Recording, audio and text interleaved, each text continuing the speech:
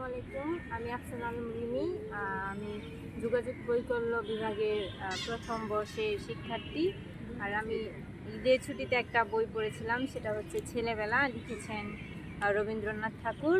আর এই গল্পে কিছু চরিত্র রয়েছে এবং এই চরিত্রকে ঘিরে রবীন্দ্রনাথের ছেলেবেলার যে কাহিনী সেগুলাই ফুটে উঠেছে। এটা মেইনলি কোনো বানানো না, এটা তার নিজস্ব জীবনের যে ঘটনাগুলো রয়েছে সেগুলো প্রবাহ আকারে দেখানো হয়েছে আর কি।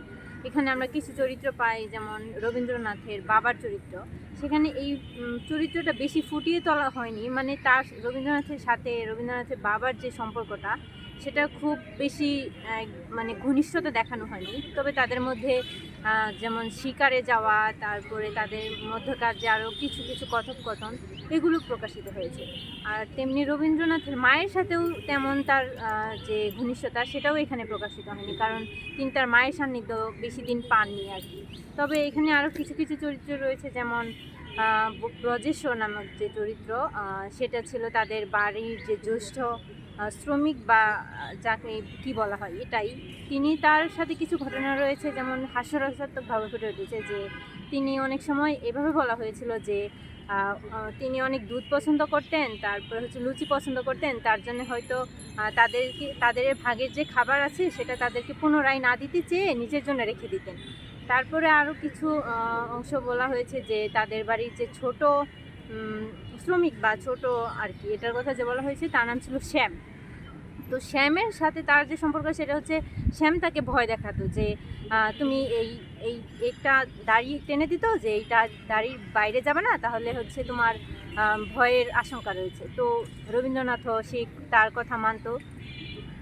আরও কিছু চরিত্র রয়েছে, যেমন আব্দুর রহমান নামক একজন মুসলমান চরিত্রের কথা বলা হয়েছে। তার চরিত্র কিছুটা উপহাসমূলকভাবে প্রকাশিত হয়েছে, যে সে তার কাছে এটা গল্প করতো রবীন্দ্রনাথের কাছে, যে তার এত শক্তি ছিল যে তার নৌকার যে হাল, সেই হাল দিয়ে সে একবার হায়নাকে শিকার করে ফেলেছিল, হায়নাকে পরাস্ত করেছিল। প্রচণ্ড ঝড়ের মুখে সে ঝড়ের কবল পাড়ি দিয়ে সে ফিরে এসেছিল।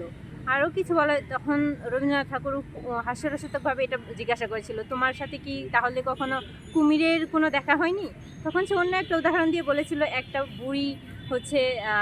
বুড়ির ছাগলকে কুমির যখন নিয়ে যেতে চেয়েছিল, তো বুড়ি এতটা রাগান্বিত হয়েছিল যে তার কুমিরের পিঠে বসে সে কুমিরকে কাঁচি দিয়ে পিঠে আঘাত করেছিল। তো এরকমভাবে অনেক ঘটনা ফুটে উঠেছে। সামাজিক ঘটনার মধ্যে ফুটে উঠেছে যে মেয়েদের লজ্জাশীলতার ব্যাপারটা, যে ওইকালীন সময়ে আর এইকালীন সময়ের যে আমরা বিস্তর পার্থক্যটা দেখতে পাই, যে হিন্দু সমাজ বা হিন্দু সমাজ ব্যবস্থাতেও তৎকালীন নারীরা যে অন্দরমহলের ভিতরে থাকতো, আর তারা যখন বের হতো তারা খুবই মানে নিজেদের মধ্যে একটা আচ্ছাদন রেখে সেটা বের হতো। তারা পালকিতে থাকলেও তারা নিজেদের অনেকটা আবদ্ধ করেই বের হতো।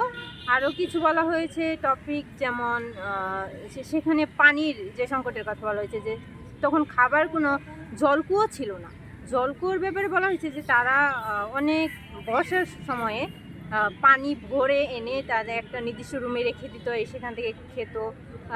আরও কিছু বলা হয়ে আরও কিছু জিনিস উল্লেখ করা হয়েছে এখানে, যে এখানে বলা হয়েছে যে ছেলেদের ওইকালীন সময়ে ছোট বাচ্চাদের যাত্রা পালাতে নিয়ে যাওয়া হতো না, যে জমিদার বাড়িতে যাত্রা বা যেমন মনোরঞ্জনের যে অনেক অনুষ্ঠান হতো সেগুলোতে মানে ছোট ছোট ছেলেদের মানে একসাথে নিয়ে যাওয়া হতো না। কিন্তু একবার রবীন্দ্রনাথ ঠাকুর ঘুমিয়ে পড়তে চেয়েছিল, কিন্তু তার মা তাকে জানিয়েছিলেন যে না, এইবার তাদেরকে মানে তাদের বাচ্চা দলের যে একটা আছে বাচ্চাদেরকে নিয়ে যাওয়া হবে। তো সেটার কথা মনে রেখে সে ঘুম থেকে উঠে সে যাত্রা দল